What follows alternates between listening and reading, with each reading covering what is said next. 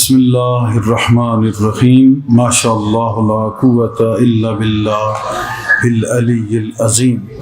بے حد تعریفیں اللہ جل شانہ کے لیے اور بے حد صلاۃ و سلام آقا علیہ الصلوۃ والسلام کی ذات پر، آپ کی آل پر، اصحاب پر، ازواج پر، احباب پر۔ حاضرین محفل یاران طریقت، خواتین و حضرات، اللہ کا شکر ہے کہ آج ایک دفعہ پھر اس نے محفل محبت عطا فرمائی، اور یہ الوداعی اس سال کی انشاءاللہ یہ محفل محبت الوداعی ہے۔ اسی طرح انشاءاللہ پھر نیکسٹ ایئر پھر 12 روزہ محفل محبت کا انعقاد ہوگا، اور اسی طرح پھر آقا علیہ الصلوۃ والسلام کی محبت کے جلوے آشکار ہوں گے۔ امید کرتا ہوں کہ یہ 12 دن کی محفل کو اللہ پاک قبول فرمائے گا، اور آئندہ ہمیں یہاں آنے اور بیٹھنے کا موقع عطا فرمائے گا، اور سننے اور سمجھنے کی توفیق عطا فرمائے گا، اور اس پر عمل کرنے کی بھی توفیق عطا فرمائے گا، اور اس کا اجر و ثواب بھی عطا فرمائے گا، اور اس کے ذریعے ہمارے دنیاوی کام جو خلط ملط ہوئے ہیں، ہمارے جو راستے غلط ہیں، صراط مستقیم سے جو ہٹے ہوئے لوگ ہیں، جو محبت کا راستہ بھول چکے ہیں، ان بھولے بسرے لوگوں کو بھولا بسرا راستہ دوبارہ یاد آ جائے گا انشاءاللہ تعالی العزیز۔ آئندہ کے لیے بھی یہ ذہن میں یہ لائے عمل رکھ لیں کہ 12 روزہ محفل محبت ہوا کرے گی، اور ہر دن ہر مرید کا آنا یہ ضروری ہے۔ بس 12 دن بھی اگر سال میں آپ نہیں نکال سکتے تو پھر مرید کا معنی تمہیں آتا ہی نہیں۔ میں نے پہلے دن کہا تھا کہ مرید کا معنی سمجھ آ جائے تو سارے بل بھی نکل جاتے ہیں، اور مرید ٹھیک بھی ہو جاتا ہے، اور سارا ٹھیک کر بھی دیتا ہے۔ تو 12 دن آپ نے مینج کرنے ہوں گے جنوری میں، جو ہم اناؤنس کریں گے اس جنوری اگلے سال انشاءاللہ تعالی العزیز 12 دن آپ نے مینج کرنے ہوں گے آلریڈی پہلے ہی سے۔ اس میں چھٹیاں ہوں، جو بھی ہے، جو بھی تمہارے اور کام ہیں، شادی بیاہ، جو بھی رپڑ ادھر ادھر آنا جانا، وہ پہلے مینج کر لیں گے آپ۔ ان 12 دنوں کو صرف آپ نے مختص کرنا ہے، 12 دنوں کو ادھر تم نے ہمارے حوالے کرنا ہے، 12 دن تم نے حوالے ہونا ہے، 12 دن تم نے حوالے کرنا ہے۔ سمجھ لو کہ جب بھی یہاں پہنچو گے تو اعتکاف کی نیت کر لو گے، اور جاتے ہوئے پھر اگلے دن نئے اعتکاف کی نیت ہوگی۔ 12 روزہ اعتکاف سمجھو تمہارا، 12 روزہ چلہ سمجھو تم، ٹھیک ہے؟ تو یہ 12 دن جو ہیں یہ اعتکاف اور چلے کے ہوں گے، اور 12 دن آپ نے ہر چیز چھوڑ کے آنا ہوگا۔ اگر کوئی مرنے والا ہے تو وہ بھی اٹھا کے لے آئیں، اسی محفل میں مر جائے گا تو اس سے بڑھ کے کوئی خوش نصیبی نہیں کہ اللہ کے ذکر کی محفل میں مرا ہے۔ اور مرنا تو تم سب نے ہے جو دنیا میں آئے ہو، تو اگر اللہ کی ذکر کی محفل میں مر جاؤ گے تو سمجھو کہ سارے گناہ معاف کرا کے اپنا چہرہ سرخ یعنی سرخ روح ہو کے سرخ ٹوپی پہن کے جاؤ گے۔ اس سے بہتر اور تمہیں چاہیے کیا ہے؟ اگر اللہ کی ذکر کی محفل بھی باعث نجات نہیں تو پھر کوئی شے نجات کیا دے گی؟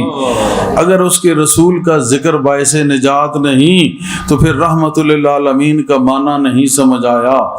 اور اگر وہ غفور الرحیم ہے تو وہ ہے اسی لیے کہ جتنے بھی گناہ ہو جائیں اس کے ذکر میں کی محفل میں آ کے سچے دل سے اس کو یاد کر لیں تو وہ سارے گناہ معاف کر دیتا ہے۔ یہی تو غفور الرحیم ہے کہ ہم اتنے روح سیاہ تھے، غلط تھے، گناہ گار تھے، بدکار تھے، لیکن جب اس کی محفل میں آئے اور آتے ہی ہم نے اس کا ذکر کرنا شروع کیا تو اس کو ہم پہ رحم آیا۔ اتنا ہمارا پیچھے جو ماضی تھا، جو تاریک اور گندا ماضی تھا، گناہگار ماضی تھا، اس نے اس کو چھوڑ دیا۔ یہی تو معنی ہے غفور الرحیم۔ تو آپ علیہ الصلوۃ والسلام کا ذکر ہو رہا تھا، کیونکہ آپ کے امتی کا محفل ذکر میں آنا اور اس کی بخشش کو پانا، یہ سب وسیلہ حضور پر نور کی وجہ سے ہے۔ اس وجہ سے یہ بھی ذکر آپ کا ہی ہے۔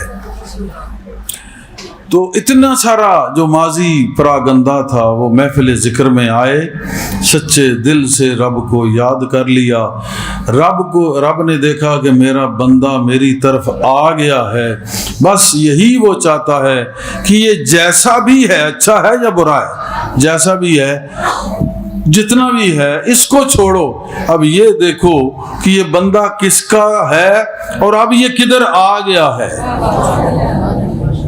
کس کا ہے، کدھر آ گیا ہے، تو اس کی مغفرت ہو جاتی ہے۔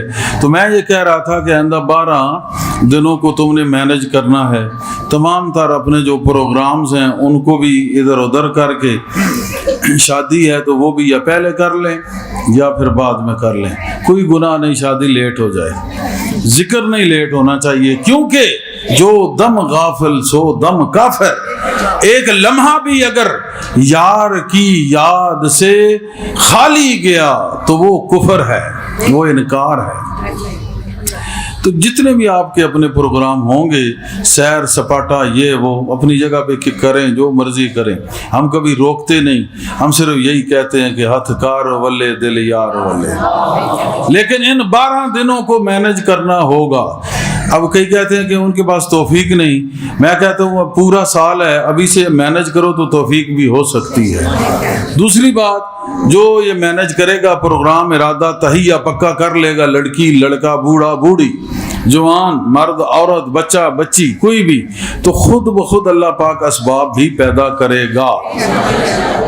جن لوگوں نے ارادہ کیا کہ ہم چکوال پہنچے یہاں سے اور نادار تھے اور جا نہیں سکتے تھے، غریب تھے، تو میں نے دیکھا وہ بھی وہاں ان زمینوں میں پھر رہے تھے۔ تو جب ارادہ بندہ کرتا ہے تو وہ پہنچ ہی جاتا ہے۔ ارادے جن کے پختہ ہوں، نظر جن کی خدا پر ہو، ارادے جن کے پختہ ہوں، نظر جن کی خدا پر ہو، تلاطم خیز موجوں سے وہ گھبرایا نہیں کرتے۔ تو ارادہ پختہ ہو، نظر خدا پہ ہو، توکل علی اللہ، تو ضرور بندہ وہ کام کر گزرتا ہے، اور جائز کام تو ضرور کرتا ہے کہ وہ جائز کام میں اللہ مدد بھی کرتا ہے، اور کرتے تم ہو تو خوش اللہ ہوتا ہے، کام کرو گے تم خوش ہوگا اللہ۔ تو یہ اب ذہن میں بیٹھ گئی بات کہ آئندہ 12 دن جو ہیں وہ تمہارے کسی اور کے لیے نہیں ہیں، وہ 12 دن تم نے مستوار کے نام کرنے ہیں۔ انشاءاللہ ہم ان 12 دنوں کو خدا کے پیار کے نام کر دیں گے۔ جب تم 12 دن مستوار کے نام کرو گے، ہم 12 دن یہ خدا کے پیار کے نام کریں گے، اور انشاءاللہ پھر اللہ خود ہی بہتر انعام کریں گے۔ تم یہ کام کرو گے اور ہم پھر وہ کام کریں گے کہ خدا پھر ہمیں، اللہ تعالیٰ پھر ہمیں، اللہ اور اس کا رسول ہمیں اس پر انعام کریں گے۔ اور یہ اللہ اور رسول کی نظر ہی ہے کہ پہلے دن سے لے کے آج آخری دن الوداعی محفل تک اس محفل میں کمی نہیں بلکہ دن بدن بڑھوتی ہی ہوئی ہے، اور کافی اور بے شمار لوگ اس مشن میں شامل ہوئے ہیں۔ اس دفعہ تمام تنظیموں نے اچھا کام کیا، بالخصوص جو میں کہوں گا حافظ عاصم مستواری، اس نے سب سے بیسٹ کام کیا ہے اور سب سے زیادہ کام اس کا ہے۔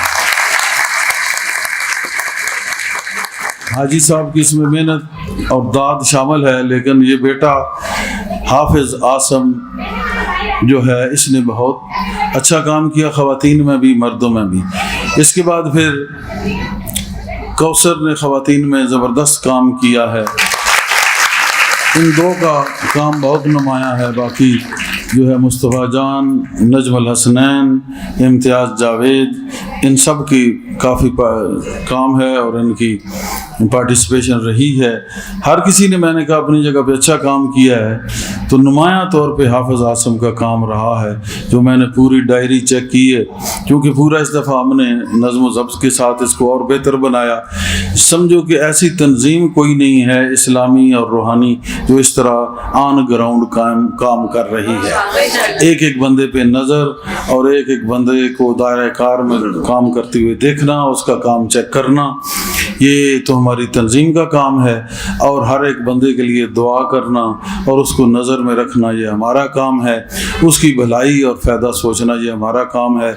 یہ بات بھی ذہن نشین رہے کہ ہمارا یہ کوئی سیاسی جماعت نہیں, ہمارا کسی سیاست سے تعلق نہیں. اور یہ بھی یاد رکھو کہ کسی فرقہ وارائیت سے بھی ہمارا تعلق نہیں. کسی بھی مذہب و فرقے کا بندہ ہمارے مسلک, ہمارے اس طریقہ میں, سلسلہ میں, مشن میں وہ شامل ہے اور کام اللہ کے لیے کر رہا ہے. اب سمجھ میں آ گئی کہ آئندہ کسی کی کوئی شکایت نہیں ہونی چاہیے. اگر کسی کی کوئی شکایت آئے گی تو میں یہ سمجھوں گا کہ اس کا ایمان مکمل نہیں ہے, اس کا یقین مکمل نہیں ہے, اور یہ سچا مرید نہیں ہے, سچا طالب نہیں ہے. اگر اس کا ایمان و یقین مکمل ہوتا, مرید اور سچا طالب ہوتا, تو ان 12 دنوں میں اس کا کوئی عذر نہ ہوتا. اگر عذر آ گیا تو سمجھو اللہ نے اس کو اس محفل محبت سے خود دور کر دیا ہے. اس کو پھر ہم بھی قریب نہیں کر سکتے. جس کو اللہ دور کر دے اس کو میں نہیں, کوئی بھی نہیں قریب کر سکتا. اس وجہ سے یہ یاد رکھو, جو پہنچ گیا وہ اللہ کی طرف سے پہنچ گیا, جو نہ آ سکا اس کو اللہ نے ہٹا دیا. اس کے جانے کا غم نہیں, جو آیا اس کی خوشی ضرور ہے کہ اس کو میرے اللہ نے پسند کر لیا ہے. آپ بھی اپنے program Q T V, A T V, B T V, Zee T V وہ اپنے پہلے 12 دنوں میں آپ نے کر لینے ہیں, ورنہ گنجائش نہیں. کیونکہ اصول کے کام میں اپنی ذات کو بھی معاف نہیں کرتا. اصول کے کام میں اپنے آپ کو بھی معاف نہیں کرتا. جو کام کرنا ہو وہ کر کے چھوڑتا. یہ طریقہ تھا جناب 2 شخصیات کا زبردست. ایک جناب عمر بن خطاب رضی اللہ عنہ کا کہ جس کام میں ہاتھ ڈالتے تھے وہ کر کے چھوڑتے تھے. دوسرا جناب حیدر کرار کا. یہ ان 2 شخصیات کا طریقہ تھا. آپ جب ممبر پہ خطبہ دے رہے تھے, آپ اس کو میں دلیل دیتا جاؤں پھر آپ کہیں گے کہ کیسا ان کا طریقہ تھا. تو بیٹھے ہیں یہ محبت کی گفتگو کرنے, کلام کرنے. مجھے نہ تقریر کا شوق, نہ بیان کا شوق, نہ خطاب کا شوق. شوق ہے تو اس کی ذات کا شوق. اس کی ذات یہ سارا کچھ کرا رہی ہے, ہم کر رہے ہیں. در در پھرایا یار نے اور گھر گھر نچایا یار نے. تو بات ہے ساری یار کی, پھرانے والا بھی وہی, نچانے والا بھی وہی. اسی کی عبادت کرتے ہیں, وہی معبود ہے, وہی مددگار ہے, وہی قریب ہے بلکہ قریب رگے جاں ہے, بلکہ وہی جاں ہے, وہی جان جاں ہے. وہی وہاں ہے, وہی یہاں ہے, وہی نہاں ہے, وہی عیاں ہے. سب کچھ اس جل شانہ کا کمال ہے کہ اس کے کمال سے ہم با کمال ہو کے پھر رہے ہیں. حضرت عمر بن خطاب, عمر عادل رضی اللہ عنہ خطبہ دے رہے ہیں. خطبے کے دوران کہتے ہیں یا ساریہ الجبل, اے ساریہ پہاڑ کے ساتھ ہو جا. یہ لشکر لڑنے گیا ہوا تھا, 300 میل نہامند کی ایک جگہ تھی, وہاں جناب عمر نے وہاں اس کو کہا کہ پہاڑ وہ ساتھ ہوئے. اچھا, اسی دوران جو صحابہ آپس میں چہ گوئیاں کرنے لگے کہ یہ جناب عمر نے دوران خطبہ یہ کیا کہہ دیا. جناب علی وہاں موجود تھے, انہوں نے کہا خاموش ہو جاؤ. عمر جس کام میں ہاتھ ڈالتا ہے کر کے چھوڑتا ہے. بہرحال خطبہ مکمل ہوا. نماز کے بعد جناب علی نے کہا کہ کچھ دنوں میں تمہیں پتہ چل جائے گا کہ عمر نے کیا کیا ہے. اب اتنے صحابہ تھے, بات عمر کر رہے ہیں لیکن علی بھی سمجھ رہا ہے. یہ خاص بات ہے, خاص بات ہے یہ. پھر وہی بات ہوئی کہ مہینہ 2 مہینے گزرے تو نعرے لگاتے ہوئے نعرہ تکبیر اللہ اکبر, نعرہ تکبیر اللہ اکبر. لشکر جناب جھنڈا اٹھایا ہوا جیت کر آ رہا ہے وہاں سے. حضرت ساریہ جیت کے آ گئے. جناب علی نے پھر سب کو اکٹھا کیا, کہا دیکھو میں نے کہا تھا نا کہ ذرا صبر کرو, کچھ مہینوں کئی دنوں تک تمہیں پتہ چل جائے گا.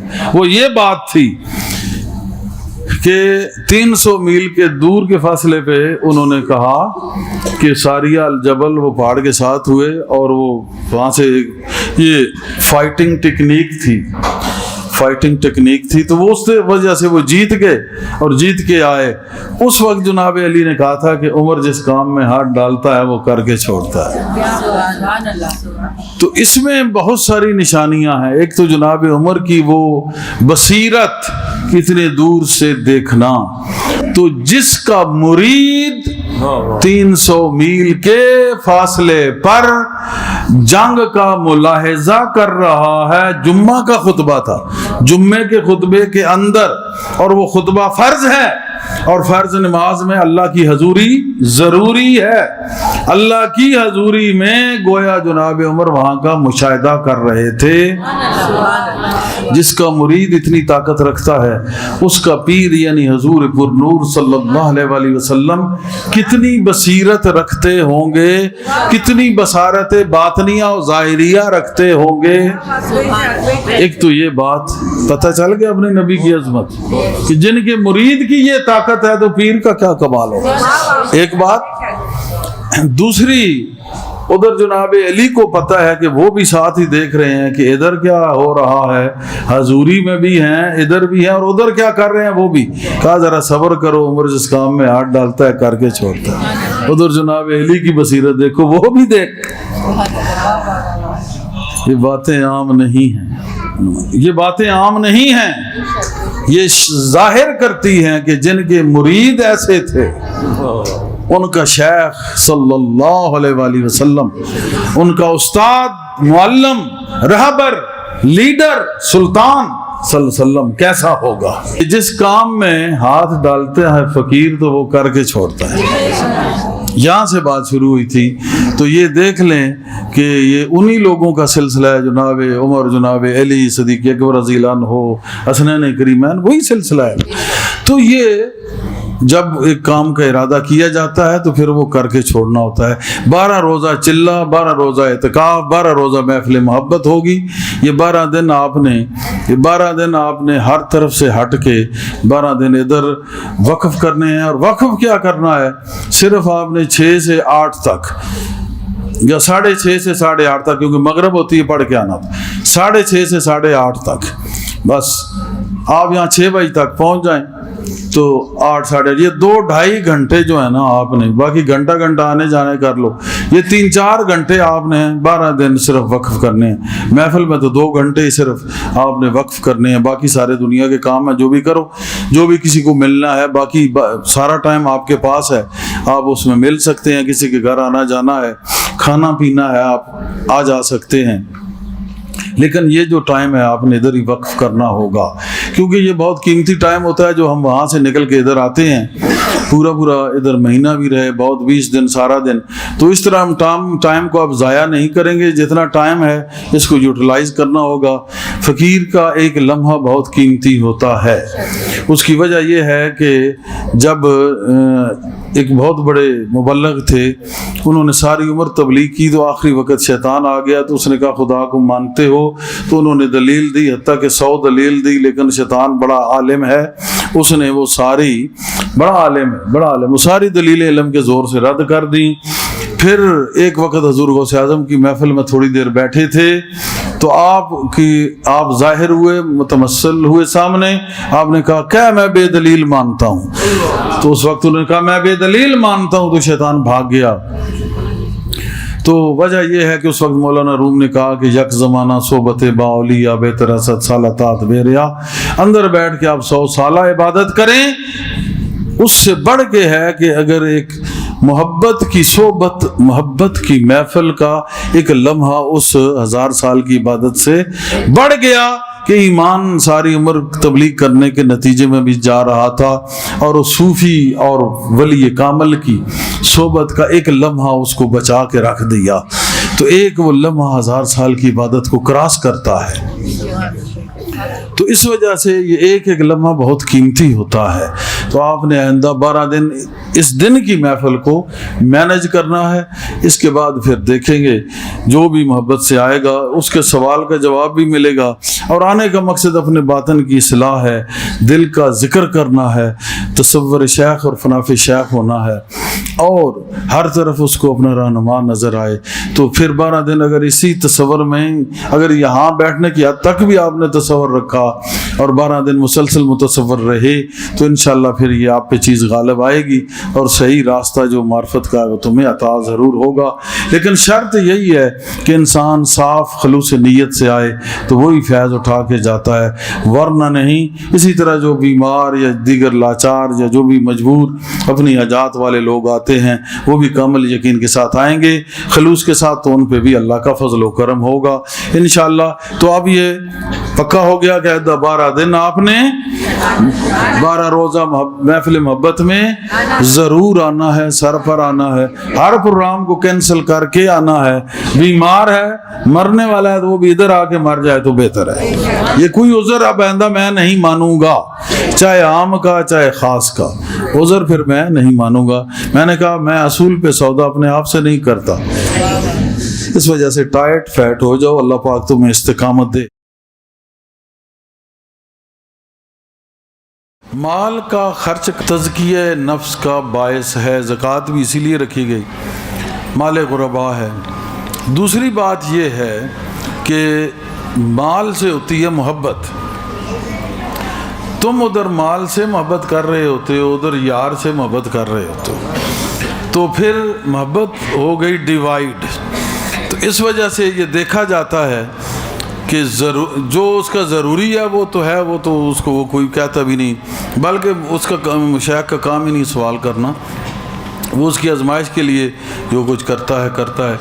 تو اس کی جو بھی بہت قریبی پیاری چیز ہے, جو بھی مال ہے, عزت ہے, تمام تر جو چیزیں ہیں, اس کے متعلق جو اس کا سوال ہوتا ہے وہ اس مرید کی آزمائش ہوتی ہے.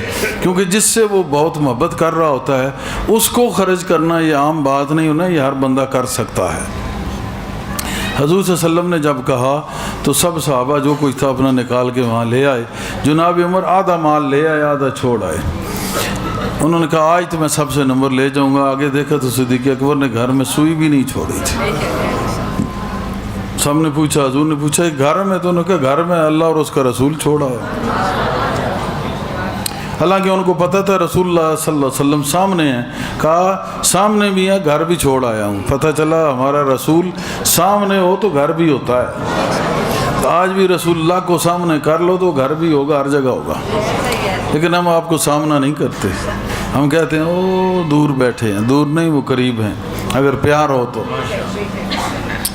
تو پھر انہوں نے کہا کہ واقعی صدیق کا نمبر کوئی نہیں کاٹ سکتا, یہ سب سے اول ہیں.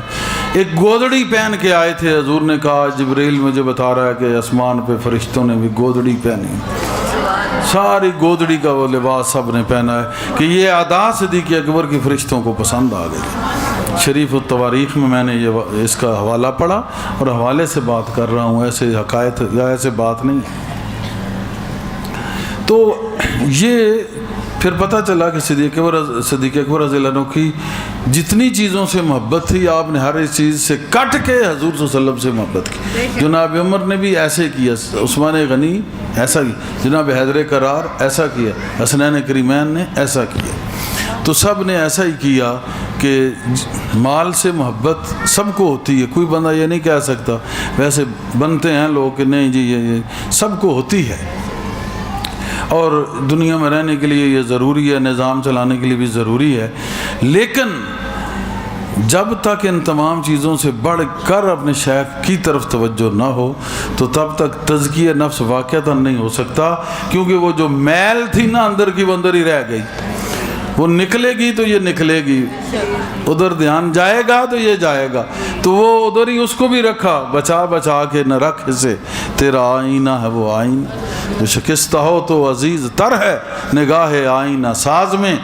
تو جو اس سے بچ کے رہتا ہے کہ بس اتنا ہی کر لیں، یہ کر لیں، جتنا کم سے کم یہ، وہ تو پھر اور مار کھاتا ہے۔ تو ویسے شیخ کو ضرورت نہیں ہوتی، یہ تو خود اپنے مریدوں کی ایک محبت ہوتی ہے۔ اور میں نے دیکھا ہے جو بے دریغ چلتے ہیں اللہ پھر ان کو بے دریغ بارش بھی برساتا ہے، اور جتنا اس میں وہ ایسے ڈر ڈر کے تو اتنا وہ پھنس جاتے ہیں۔ حالانکہ میں تو خود منع کرتا ہوں، بعض لوگ یہاں بیٹھے ہیں وہ ایسے، میں ان کو خود روکتا بھی ہوں، لیکن یہ مرید کی آزمائش بہرحال ضرور ہے کہ جتنا آپ کا توجہ اس طرف ہوگی اتنا وہ چیز آگے آگے ہوگی، تم پیچھے ہوگے، یہ بھی ہے۔ تو مال اور تمام چیزیں جن سے محبت ہے وہ اگر محبت اصل پہ قربان ہوں تو پھر دریغ نہیں کرنا چاہیے۔ سولی ملے اودے نام والی، جھوٹا لے لئیے پیچھے ہٹیے نہ، پھڑیے پیر تے پھر مریے نال اس دے، وانگ کوفیاں دے پیر نو پھڑیے نہ۔ جیسے صاحب نے بیعت کی تھی سارے بھاگ گئے۔ تو ماشاءاللہ اپنی استقامت اور وفا کا یہ تقاضا ہے کہ پھر شیخ سے بڑھ کے کوئی چیز عزیز نہ۔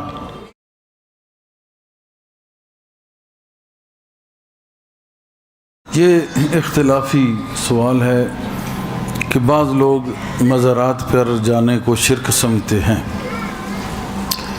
مسئلہ یہ ہے کہ روایات سے ثابت ہے کہ حضور صلی اللہ علیہ وسلم جنت البقیع میں جاتے تھے، تو آپ کا وہاں جانا، اب یہ کہتے ہیں جی عبرت کے لیے جانا چاہیے، ہو محبوب خدا اور وہ قبرستان سے عبرت حاصل کرے، جس کو ڈائریکٹ خدا بتا رہا ہے اس نے عبرت قبروں سے حاصل کرنی۔ اس کا جانا یہ ہے کہ آپ وہاں جا کے ان کے لیے دعا کرتے تھے اور کہتے تھے السلام علیکم، اور یقیناً وہ جب جواب دیتے تھے ان کا کام ہو جاتا تھا۔ پھر آپ کا قدم رنجاں فرمانا، آپ کا قدم بابرکت تھا، وہ سب کے لیے درجات میں اضافہ ہوتا تھا۔ جنتی تو تھے ہی، جنت البقیع میں تھے۔ پھر چچا کی قبر پر جانا اور ہر پیر کو جانا، بار بار جانا، ایک دفعہ عبرت، دوسری دفعہ عبرت، وہاں عبرت، پہلے تو عبرت کا سوال ہی نہیں، معاذ اللہ یہ سوچے وہ خود، میں سمجھتا ہوں اسلام سے خارج ہے۔ حضور صلی اللہ علیہ وسلم جو لوگوں کو عبرت دینے والے ہیں، انہوں نے کیا عبرت لینی تھی؟ چچا سے پیار تھا تو ان کے پاس وہ جاتے تھے، دعا بھی کرتے تھے، اور آپ کے جانے سے ان کے درجات بھی بلند ہوتے تھے۔ تو جانا قبروں پر سنت ہے، اس میں کوئی شک شبہ کی گنجائش نہیں ہے۔ حضرت مائی صاحبہ حضور صلی اللہ علیہ وسلم کی قبر پر متواتر جاتی تھیں۔ جب وہاں پہ صدیق اکبر رضی اللہ عنہ کو مدفون کیا گیا تو پھر بھی جاتی تھی، پردہ کر کے جاتی تھی، اتنا پردہ تھا مائی صاحبہ کا۔ جبریل اور ایسے لوگ بھی اندر بغیر اجازت کے نہیں آتے تھے، تو آپ کی بھی سنت ہے۔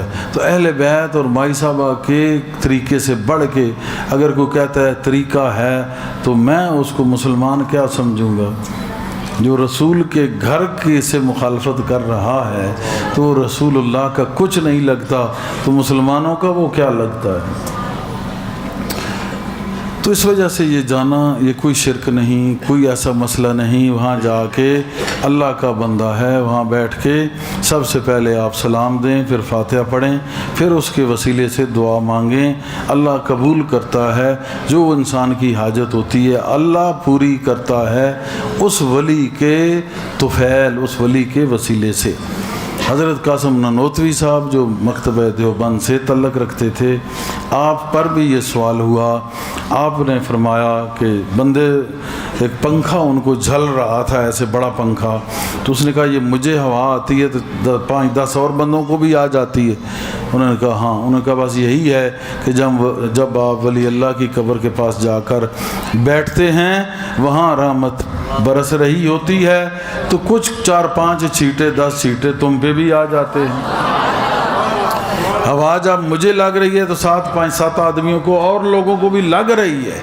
تو جب ولی کے مزار اور قبر پہ جا کے بیٹھتے ہو، جب ولی کے مزار پہ جا کے بیٹھتے ہو تو وہاں رحمت برس رہی ہے، تو ساتھ تم بیٹھتے ہو تو چھینٹے تم پہ بھی پڑ جاتے ہیں، تو یہ جانا باعث برکت و رحمت ہے۔ تو اس میں تو مکتبہ دیوبند ہو یا بریلوی یا کوئی بھی صحیح مسلک، وہ تو اس چیز کا قائل ہے۔ میں ان لوگوں کی بات نہیں کہتا جو آج نئے مذہب نکل آئے، جو پہلے مسلک تھے کافی عرصے سے جو آ رہے ہیں، وہ تو ان چیزوں کے قائل ہیں. اب جو کوئی نیا ایک سری نکالے، میں روز کہتا ہوں ان کی تو کوئی بات نہیں ہے. نئی آنے والی چیز غلط ہے. جو شروع سے آ رہے ہیں، جنہوں نے اہل بیت اور صحابہ سے سبق حاصل کیا، اولیاء اللہ سے حاصل کیا، علماء حق سے حاصل کیا، وہ ٹھیک ہیں. جو نئے نئے سر نکال رہے ہیں یہ غلط ہیں، ان کا راستہ بھی غلط ہے. ان سے بچو، خود بھی اور لوگوں کو بھی بچاؤ. تو یہ قاسم نانوتوی صاحب اور دیگر علماء دیوبند بھی فیض قبور کے یہ قائل ہیں، بیت کے قائل ہیں، تعویذات کے قائل ہیں، دم کے قائل ہیں، توجہ کے قائل ہیں. میں نے بیت کی جو حقیقت پر بیان اپنا ریکارڈ کرایا ہوا ہے چلہ میں، وہ سارے کا سارا علماء دیوبند کے فرمودات جو ہیں ان کی روشنی میں نے وہ بیان کیا ہوا ہے. میں نے کہا کہ اگر اپنے لوگوں مسلک اہل سنت بریلوی کا میں بیان کروں گا تو وہ کہیں گے یہ ایک مسلک کی بات ہے. تو میں نے اپنے مسلک کے ساتھ ساتھ جو بریلوی مسلک ہے اس کے ساتھ ساتھ میں نے علماء دیوبند کے بھی حوالے پیش کیے تاکہ اس میں اعتراض ختم ہو کہ جو بات ہم کرتے ہیں وہی بات وہی کرتے ہیں. اتنا فرق نہیں. کچھ کھانے پینے والے لوگوں نے فرق بنا رکھا ہے. بہرحال ان تمام چیزوں کے جو ہم کرتے ہیں یہ وہ بھی کرتے ہیں. بیت، تعویذات، توجہ، فیض، دعا، تعویذ، یہ سب کچھ مرید ہونا، ذکر، حلقہ، ذکر خفی، مراقبہ، باطنی مدارج، سارا کچھ انہوں نے اپنی کتابوں میں یہ لکھا ہوا ہے اور ہے. اور جو ان کے قدیمی لوگ تھے یہ سب کچھ کرتے رہے ہیں. آج اگر ان میں کوئی اہل نہیں تو میں اس چیز کا کچھ نہیں کہہ سکتا. جو ان میں اہل لوگ تھے، صاحب فکر و نظر تھے، وہ ان چیزوں کو لکھ گئے، کرتے رہے، کرتے ہیں آج بھی جو کوئی ہوگا. لیکن یہ میں نے جو کچھ بیان کیا یہ دونوں مسالک کی تعلیمات کی روشنی میں نے بیان کیا. بیت کی اہمیت جو بھی اس پہ میں نے پورا چلے میں 3 دن بیان کیا، تو یہ دونوں مسالک کی تعلیمات کی روشنی میں نے بیان کیا تھا، وہ بھی آپ سن سکتے ہیں. تو یہ ساری چیزیں ان لوگوں کی کتابوں سے بھی یہ ثابت ہے. حتیٰ کہ میں آپ کو بیان کروں، یہاں کراچی کے تھے ایک، مجھے نام ذہن سے نکل گیا، انہوں نے معارف مثنوی لکھی ہے، ان کا نام میرے ذہن سے نکل گیا، بہت مشہور نام تھا، ذہن سے نکل گیا. معارف مثنوی انہوں نے لکھی ہے، مکتبہ دیوبند سے ان کا تعلق ہے. تو وہ ایک لکھتے ہیں واقعہ کہ ایک دفعہ کچھ لوگ ہند سے مدینہ منورہ گئے، وہاں انہوں نے دہی لیا. دہی انہوں نے جو چکھا تو کہا یہ تو کھٹی ہے، تو اس سے بہتر دہی تو ہند میں ملتی ہے، بھارت میں. رات کو سوئے، حضور صلی اللہ علیہ وسلم خواب میں آئے. انہوں نے کہا او بے ادب گستاخ بندو، یہاں سے نکل جاؤ، دفع ہو جاؤ. تم کو مدینے کی دہی سے بھارت کی دہی اچھی لگتی ہے؟ یہ اس کتاب میں لکھا ہے. تو بات کرے کہ اس حد تک ان لوگوں نے لکھا ہوا ہے اور یہ ساری چیزوں کو مانتے ہیں اور اس پہ اعتقاد رکھتے ہیں. صرف کچھ کھانے پینے والے لوگوں نے، شرانگیز لوگوں نے اختلاف پیدا کر کے اسلام کو کمزور کرنے کی نیت سے یہ سارا تماشا رچا رکھا ہے. ورنہ اگر قریب سے پڑتال کی جائے تو اتنی بات نہیں جتنی بنا دی گئی ہے اور پھیلا دی گئی ہے. اس سے کیا ثابت ہوا؟ حضور صلی اللہ علیہ وسلم کو یہ پتہ ہے کہ مدینے کے بازاروں میں کیا بک رہا ہے، مدینے کے بازاروں کی دہی کیسی ہے، اور مدینے کے بازاروں میں خریدار کون ہیں، اور مدینے کے بازاروں میں ہند کے خریدار آئے ہوئے ہیں، انہوں نے دہی لی ہے اور اس کو کھٹا کہا ہے. یہاں تک مصطفیٰ کو خبر ہے.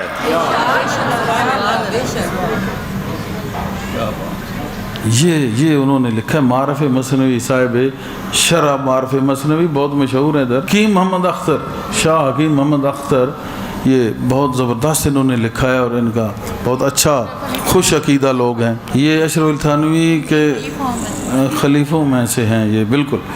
تو کیسی پیاری بات لکھی ہے انہوں نے. اشرف علی تھانوی صاحب لکھتے ہیں کہ اولاد نہیں ہوتی تھی، ایک فقیر مجذوب آیا، اس نے دعا دی، اس نے کہا کہ بیٹا پیدا ہوگا اور عالم دین ہوگا. پھر اشرف علی تھانوی صاحب پیدا ہوئے، یہ اس فقیر نے بتایا تھا، اس کی دعا سے پیدا ہوئے اور عالم دین بھی ہیں. تو یہ باتیں آپ کیسے لوگ کر لیتے ہیں، میری سمجھ سے یہ باہر ہیں. ان کی کتاب ہے جمال الاولیاء، وہ آپ دیکھیں، اس میں ایک حضرت حضرمی کا واقعہ بیان کرتے ہیں کہ 7 جگہوں پر دعوت ہوئی، آپ نے 7 گھروں میں کھانا کھایا. اشرف علی تھانوی صاحب لکھ رہے ہیں. تو جب یہ ساری باتیں ہیں تو درمیان میں ہم کیا کہتے ہیں، وہ کیا کہتے ہیں، مجھے نہیں سمجھ آتی. بات تو ایک ہی ہے، صرف کھانے پینے کا چکر ہے. لوگ جو شرارتی ہیں انہوں نے مسئلہ بنایا ہوا ہے، وگرنہ بات اتنی نہ تھی جو بات بنائی گئی. تو یہ اسلام کو کمزور کرنے کی غرض سے بنائی گئی. اللہ پاک ہمیں ایسی شرارتوں سے دور رکھے.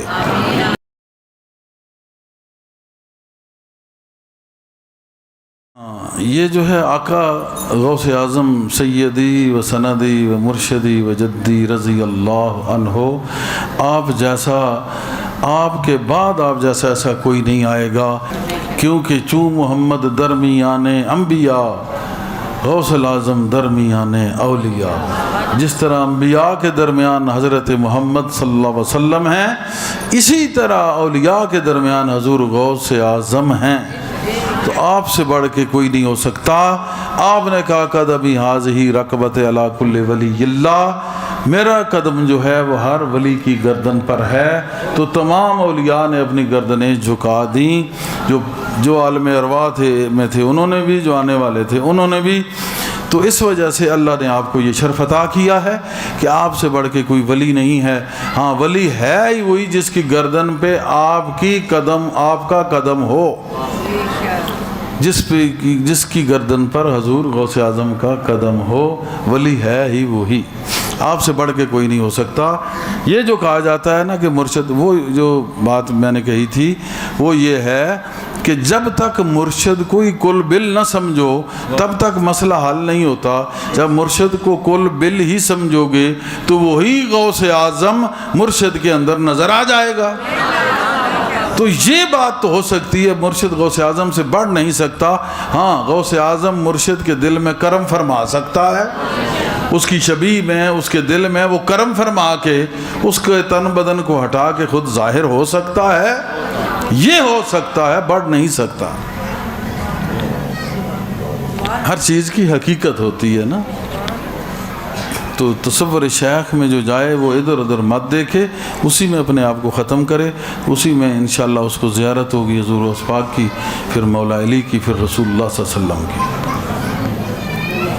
اور یہ وہ باتیں ہیں جو تجربے میں ہو چکی ہیں. پہلے میں نہیں کرتا تھا، اب جب تجربے میں یہ ساری باتیں ہو گئی ہیں اب میں آپ کو بتا رہا ہوں کہ واقعتاً ایسے ہوتا ہے. آج سے پہلے میں کبھی ایسی باتیں نہیں کرتا تھا.